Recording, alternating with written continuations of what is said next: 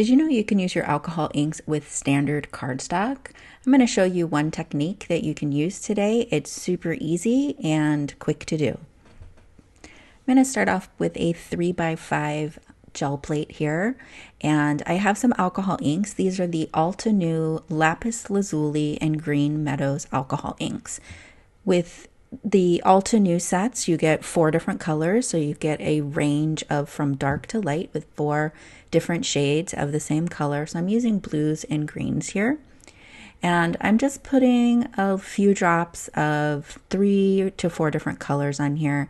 And I'm just going to spread that alcohol ink around. It's not really moving too much, so I'm going to grab my air puffer and start to move that ink around. Before you move on to the next step, you do want your alcohol inks to dry on your plate.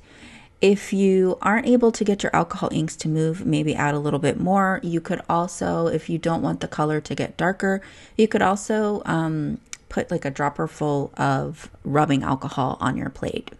Now you can see that my gel plate is yellow. I used a yellow Ranger alcohol ink, a few months ago, and it completely stained my gel plate. So I think I want to get a new one because it was difficult for me to tell how much blue I had on this plate versus the green. Everything just started to look green.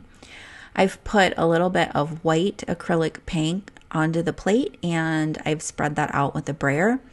And I have a piece of standard cardstock here. This is Neenah Classic Cross Solar White, and this is actually 110-pound cardstock.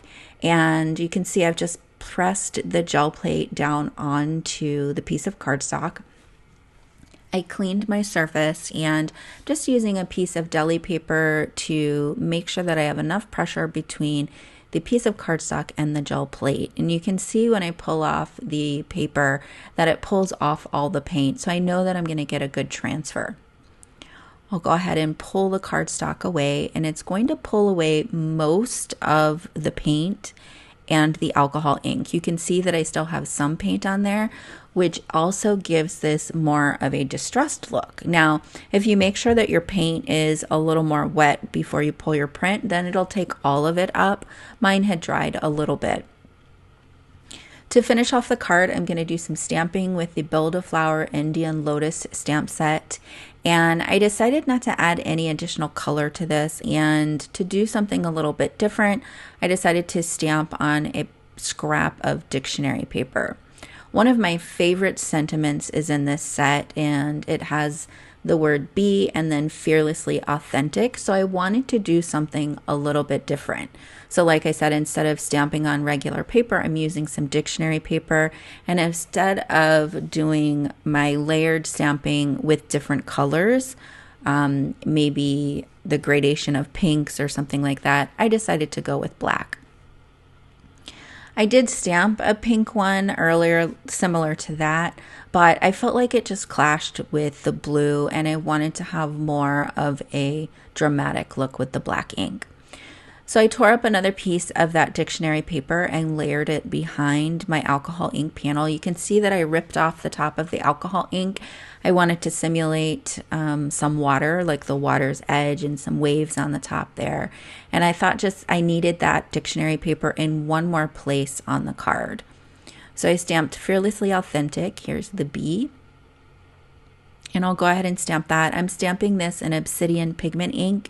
It's a great ink for your sentiments. It always stamps beautifully on the first try, and it's super, super black and rich. I'll go ahead and adhere the lotus down to the card front here. And I felt like I needed some black in a few more places, and also the top of the card is pretty stark white. So I'm just going to use the dictionary paper to cover up my sentiment, and then I'm going to splatter this with the Altenew Jet Black ink spray. This is my favorite way to add black splatter. I just take the nozzle out and knock off the majority of the ink back into the container, and then flick the sprayer just onto the cardstock, and it does a great job. You want to make sure that you don't touch the card before it's dry, so just grab it by the edges because it's still wet and it will smear. So just set it aside to dry, and here's our finished card. So super easy way to use your alcohol inks with standard cardstock. You can still get some of that wispy look, but I also like that not all of the paint picked up, so I also get a distressed look, more of that mixed media feel.